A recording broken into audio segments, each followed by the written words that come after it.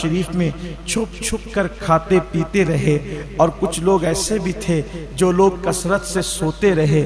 ہاں ہم وہی لوگ ہیں کہ رمضان المبارک میں ہم وہ عبادت نہ کر سکے جو عبادت کرنے کا حق تھا، ہم وہ اس طریقے سے اللہ کو راضی نہ کر سکے جیسا کہ راضی کرنے کا حق تھا۔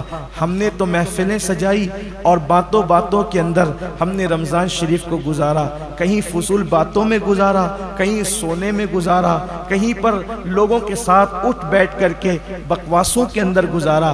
اب مجھے بتائیں، یہ رمضان شریف جائے گا اور ضرور جائے گا، چند دن میں چلا جائے گا، لیکن یہ جہاں سے آیا تھا وہاں جائے گا۔ ہمارا مہمان جہاں سے آتا ہے وہاں لوٹ جاتا ہے۔ رمضان المبارک اللہ کے حکم سے اللہ کی طرف سے آیا تھا، اور یہ اللہ کی طرف پھر لوٹ جائے گا۔ اللہ کی طرف لوٹ کر یہ ہماری میزبانی کے بارے میں کیا تعریف کرے گا اور کیا شکایت کرے گا؟ اللہ نہ کرے، ہزار بار نہ کرے، اگر ماہ رمضان شریف نے مولا کی بارگاہ میں یہ کہہ دیا، مولا میں گیا تو تھا لیکن نہ میری تکریم کی گئی، نہ میری تعظیم کی گئی، نہ میرا احترام کیا گیا، نہ میری عزت کی گئی، بتائیں ہمارا کیا بنے گا؟ بلکہ میرے آقا صلی اللہ علیہ وآلہ وسلم کے فرمان کا مفہوم ہے کہ جس کے خلاف ماہ رمضان شریف گواہی دے گا کہ اس نے میری عزت اور تکریم نہیں کی، مجھ میں عبادت نہیں کی، میرا حق نہ جانا، تو اللہ تبارک و تعالی اس کے حق میں کسی کی بھی سفارش کو قبول نہیں فرمائے گا۔ جس کی شکایت رمضان المبارک کرے گا، اللہ تبارک و تعالی، اللہ اکبر، اس شخص کے حق میں کسی کی سفارش کو قبول نہیں فرمائے گا۔ اور کہاں جائے گا؟ جس کی مخالفت میں ماہ رمضان المبارک کھڑا ہو، جس کی مخالفت میں اللہ کا قرآن کھڑا ہو، پھر اس کے لیے جو ہے وہ رحمت کے دروازے بند کیے جاتے ہیں۔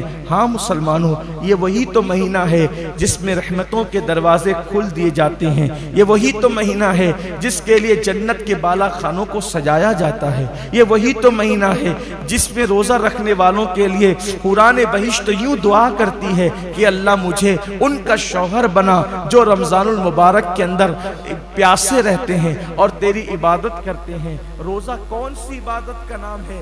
حضرت سیدی سلیمان دارانی رحمت اللہ تعالی علیہ فرماتے ہیں، ایک مرتبہ میں نے روزہ رکھا سخت گرمی میں، اور میں نے خواب میں دیکھا کہ کوئی کہنے والا کہہ رہا ہے، سلیمان کیا تم اتنے دینار کے عوض یعنی سونے کے سکے کے عوض تم اپنا روزہ بیچ دو گے ہمیں، کہ روزے کا ثواب بیچ دو گے ہمیں؟ حضرت سلیمان دارانی کہتے ہیں، واللہ اگر ایک روزے کے بدلے مجھے پوری دنیا اور اس پوری دنیا کے سوا جو کچھ ہے اگر سب مل جائے تو بھی میں ایک روزے کا صلہ نہیں بیچوں گا، اس لیے کہ میں تو روزے کا صلہ دیدار الہی، اللہ کے حسن کا دیدار چاہتا ہوں۔ تو غیب سے ندا آتی ہے سلیمان روزہ رکھتا رہے، اس لیے کہ روزے داروں کو اللہ کا دیدار نصیب ہوگا، اللہ کا دیدار کرایا جائے گا۔ اور اللہ نے فرمایا، اے میرے روزے دار بندو، جو لوگ روزہ نہیں رکھتے ہم ان کو اپنے دیدار سے محروم کریں گے، لیکن جو روزہ رکھتے ہیں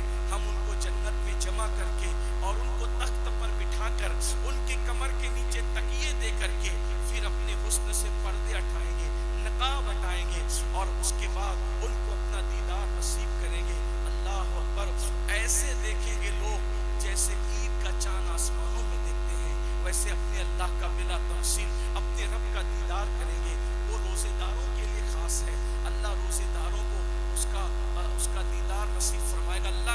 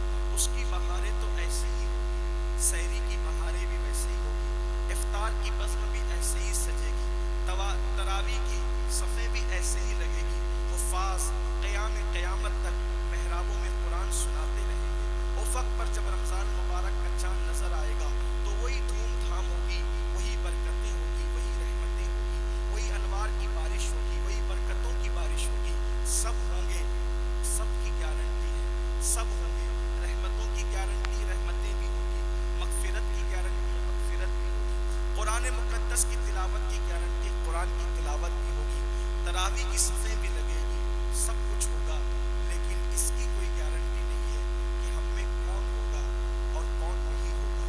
ہو سکتا ہے شاید یہی رمضان شریف ہماری زندگی کا آخری رمضان ہو۔ اللہ نہ کرے کہ ہم میں سے کسی کو یہ کہنا پڑے کہ یہ رمضان فلاں کی زندگی کا آخری رمضان تھا۔ اللہ کرے یہ رمضان شریف ہمیں زندگی میں بار بار اللہ دکھائے، ہر بار اللہ دکھائے، ہمیشہ اللہ دکھائے، لیکن کچھ کر تو نہ سکے۔ اب چند دن بچے ہوئے ہیں، کچھ نہ کر سکے، اس لیے کہ کرنے والوں نے بہت کیا۔ صحابہ کرام تو رمضان شریف میں بستر کو لپیٹ دیتے تھے، سونا نہیں ہے، اور رمضان شریف میں ہمارے لیے سونے کا موسم تھا، ہم تو سوتے ہی نہیں۔ ہم نے کیا کہ افطار کے وقت میں دعائیں کرنے کی بجائے ہم تو موبائل پر واٹس ایپ چیک کرتے رہے، چیٹنگ کرتے رہے۔ ہم نے کیا کیا؟